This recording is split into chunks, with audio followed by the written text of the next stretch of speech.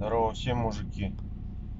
Машина почти прогрелась. Subaru Forester SF5 EG205 2000 год. В общем, вчера появилась такая проблемка, а точнее звук у мотора. Вот. Сейчас пойдем послушаем. Мое предположение, то что это гидронатяжитель ремня ГРМ.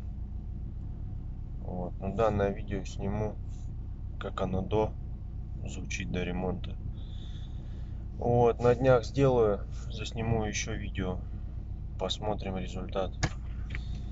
В общем, пойдем.